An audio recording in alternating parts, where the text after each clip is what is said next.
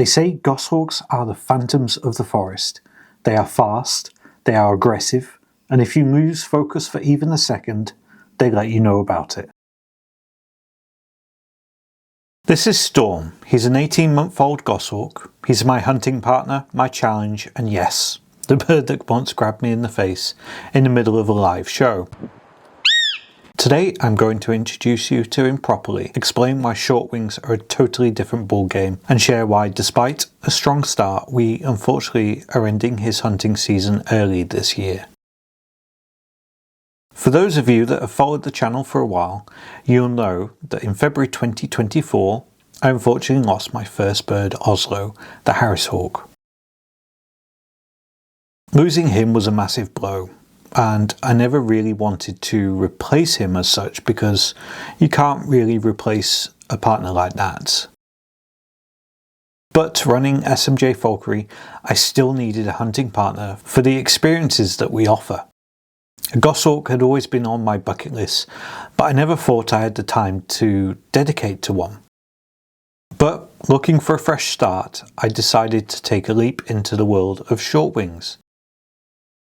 I found a lovely local breeder in Barnsley with hunting bloodlines. Both parents were active hunters, and I picked Storm up when he was just 18 days old. This is where the work started. He came everywhere with me, schools, shows, riding in the front of the van, and sitting in the house with my family. It's basically a standard imprinting process to get him used to a very busy life. By 6 weeks old, he was ready to fly. He grasped it very quickly, honestly a little bit too quickly for me, and this leads me to the face grabbing incident. I decided to do one of his first free flights at a public display, which in hindsight is a very huge mistake. I was talking to the audience and I was a little bit too distracted. I wasn't prepared for his speed, and I turned around and all of a sudden there was a goshawk right there, and unfortunately he did grab me with both feet in my face instead of the glove. Now that's on me and not him at all. Now goshawks belong to the short wing family of birds of prey, unlike broad wings like buzzards and eagles, which are built for soaring, or even long wings, which are the falcons, which are built for high speed stoops. Short wings are built differently. They're built for explosive acceleration. They also have long tails which are built for steering through tight forests. They are feisty, reactive, and incredibly powerful birds. It was a shock to be grabbed, but it was an incredibly valuable lesson. Never take your eyes off a fresh goshawk. Fast forward to today. Storm has done very well in his second season. Now, I actually had a whole video prepared showing his retraining after the molt, but in classic tech fail fashion, I broke the hard drive with all of the early footage, so that video will have to wait for another time.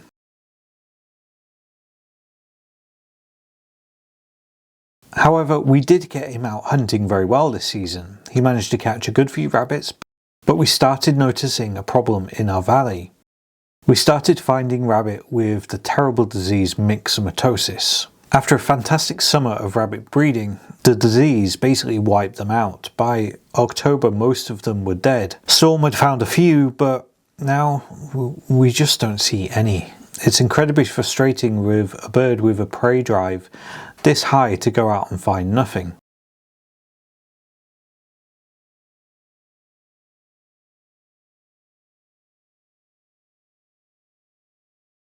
Usually we might switch to birds, but we have another issue, which is bird flu.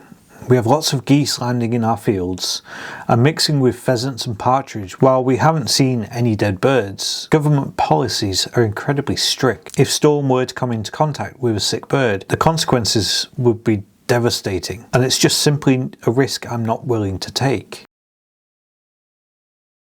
We can fly Storm to the glove, and he does enjoy this, but it's not enough. You can see the frustration in him, and he's a hunter. His instincts are just not being fulfilled, so for his welfare and safety, I've made the tough decision to put him back into his breeding aviary for an early molt this winter.